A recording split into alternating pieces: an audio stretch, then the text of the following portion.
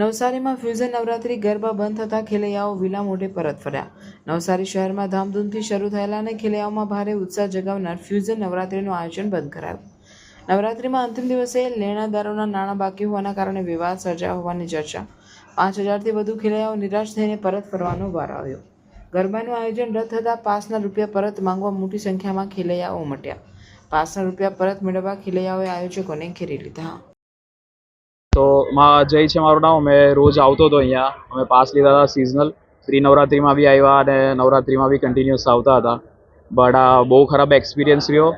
આજે last day પર એ લોકોએ કરેલું છે કે અમે રેડી જ થતા હતા ઘરે ને લોકોના ફોન આવવા લાગ્યા કે ભાઈ આજે બંધ છે એવી ન્યૂઝ આવતી છે. ને ફાઇનલી કન્ફર્મ ન્યૂઝ આવી કે આજે નથી, સ્પીકર ઉચકાઈ ગયા ને આ તે. અને આજે લાસ્ટ થોડું પહેલાં બી ખબર પડી હોય તો આપણે કશે બીજેનું અરેન્જ કરીને જઈએ આ તે, પણ એવો બી કોઈ ટાઈમ આપ્યો નથી ને પછી મૂડ બી ખરાબ થઈ જાય.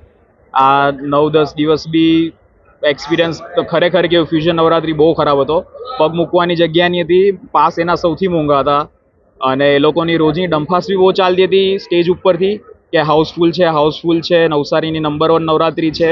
એ ઠીક છે, એ છતાં બી આવ્યા પબ્લિક છે, આપણને મજા આવે, આપણે રમી લઈએ, કોઈ વાંધો નહીં. પણ આજે લાસ્ટ ડે પર એને કરેલું છે બહુ ખરાબ છે. એક્સપિરિયન્સ આખો બગાડી નાખ્યો, લોકોની તૈયારીઓ બગાડી નાખી.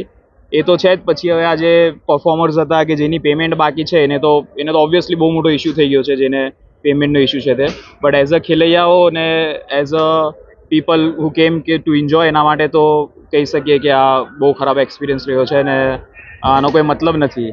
હવે એ લોકોએ આનું કંઈ યા તો રિફંડ આપવું જોઈએ યા તો કંઈ ક્લિયર કરવું જોઈએ કે આ શું છે. આ એઝ અ પર્સન હુ કેમ એવરી ડે હિયર તો રિવ્યૂ છે કે આ કંઈ મજા નથી આમાં.